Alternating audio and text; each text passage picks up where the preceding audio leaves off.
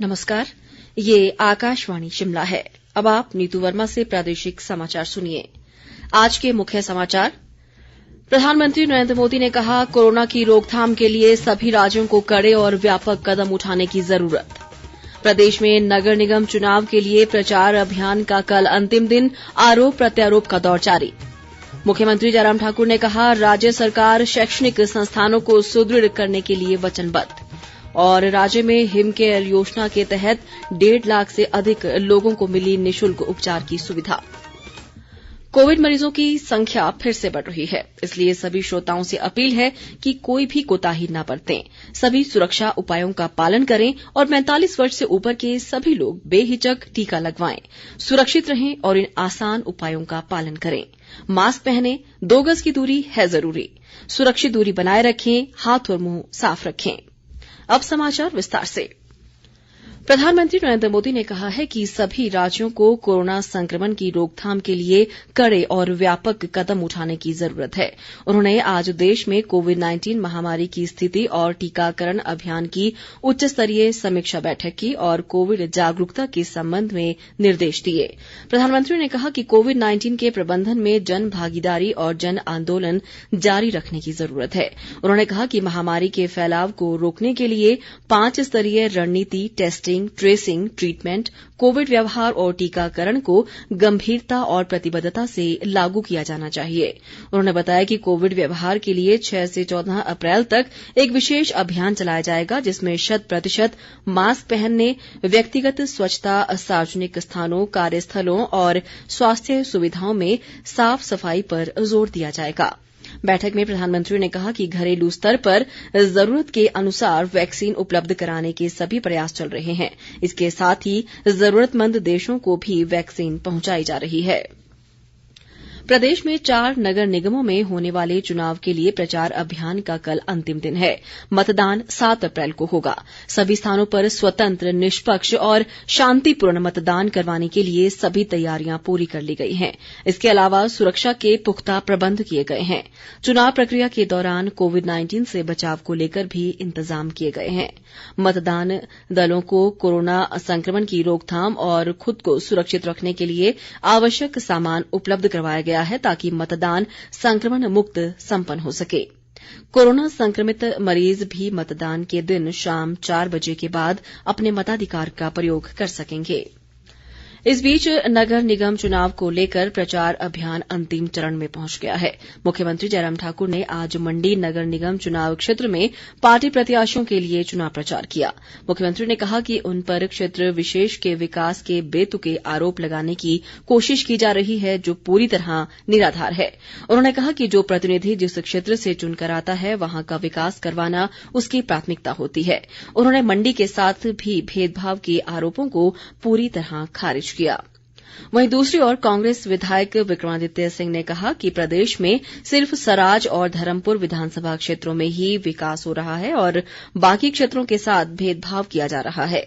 मंडी में पत्रकार वार्ता में उन्होंने कहा कि बीते 3 वर्षों में सरकार कोई भी विकास कार्य करवाने में पूरी तरह विफल रही है। उन्होंने भाजपा पर नगर निगम चुनावों में सरकारी मशीनरी के दुरुपयोग का भी आरोप लगाया। भाजपा ने नगर निगम धर्मशाला चुनाव के लिए आज अपना दृष्टि पत्र जारी किया। पार्टी प्रभारी अविनाश रॉय खन्ना और प्रदेश अध्यक्ष सुरेश कश्यप ने इसे जारी किया।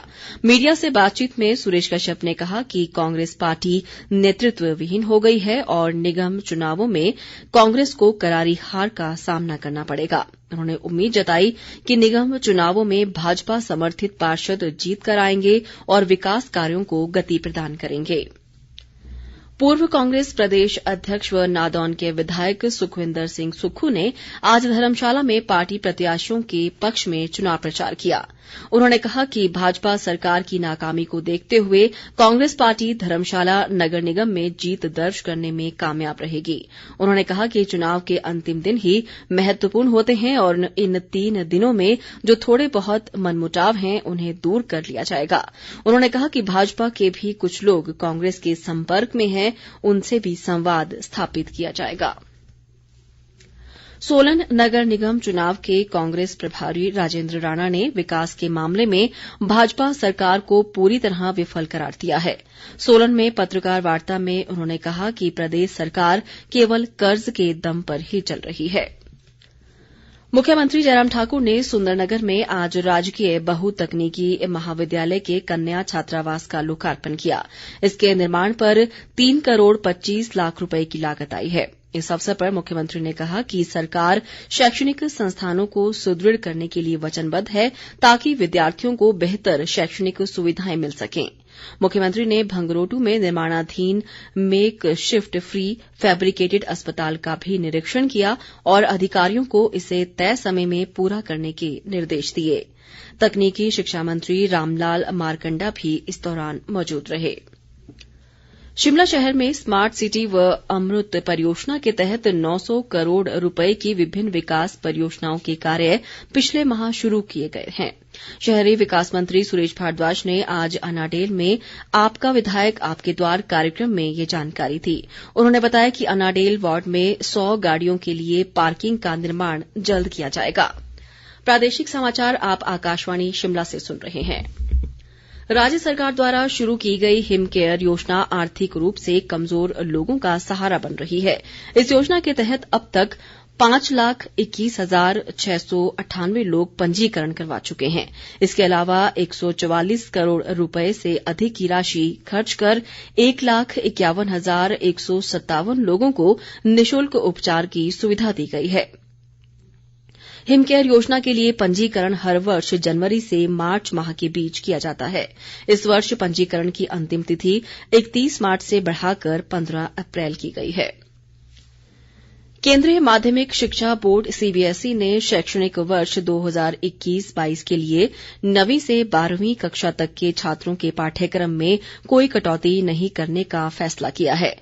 बोर्ड ने नया पाठ्यक्रम जारी किया है जिसमें पिछले शैक्षणिक वर्ष में हटाए गए अध्यायों और विषयों को आगामी शैक्षणिक सत्र 2021-22 में बहाल कर दिया गया है। आधिकारिक सूत्रों ने बताया कि पाठ्यक्रम में कटौती एक बार केवल 2021 की बोर्ड परीक्षाओं के लिए थी।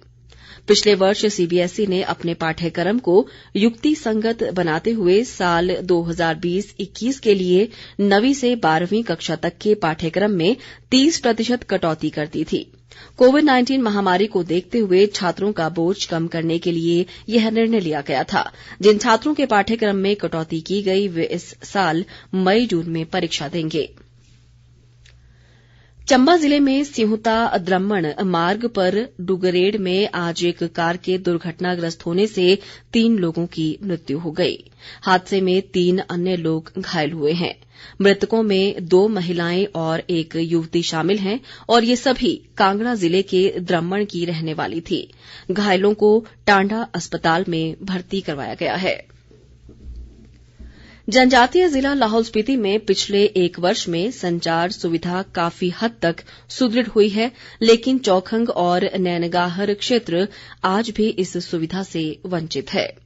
इस क्षेत्र में प्रसिद्ध धार्मिक पर्यटन स्थल नीलकंठ महादेव की पवित्र झील होने के कारण गर्मियों में बड़ी संख्या में श्रद्धालु पहुंचते हैं। संचार सुविधाओं के अभाव में उन्हें परेशानियों का सामना करना पड़ता है और बच्चों की ऑनलाइन पढ़ाई भी प्रभावित हो रही है। स्थानीय लोगों ने सरकार से क्षेत्र में जल्द संचार सुविधा मुहैया करवाने की मांग की है। प्रदेश में कोरोना मामलों में वृद्धि लगातार जारी है। बीती रात से अब तक 83 नए मामले सामने आए हैं और 239 लोग स्वस्थ हुए हैं। पिछले कुछ दिनों से कोरोना मामले बढ़ने के कारण सक्रिय मामलों की संख्या 3,280 हो गई है।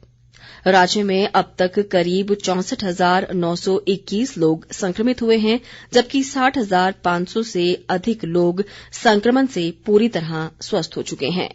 राज्य में कोरोना संक्रमण से अब तक 1,050 लोगों की मृत्यु हुई है। अंत में मुख्य समाचार एक बार फिर। प्रधानमंत्री नरेंद्र मोदी ने कहा, कोरोना की रोकथाम के लिए सभी राज्यों को कड़े और व्यापक कदम उठाने की जरूरत। प्रदेश में नगर निगम चुनाव के लिए प्रचार अभियान का कल अंतिम दिन, आरोप प्रत्यारोप का दौर जारी। मुख्यमंत्री जयराम ठाकुर ने कहा राज्य सरकार शैक्षणिक संस्थानों को सुदृढ़ करने के लिए वचनबद्ध। और राज्य में हिम केयर योजना के तहत 1.5 लाख से अधिक लोगों को मिली निशुल्क उपचार की सुविधा। इसके साथ ही ये समाचार बुलेटिन समाप्त हुआ। हमारा अगला बुलेटिन आप सुन सकते हैं कल सुबह 9:20 पर। नमस्कार।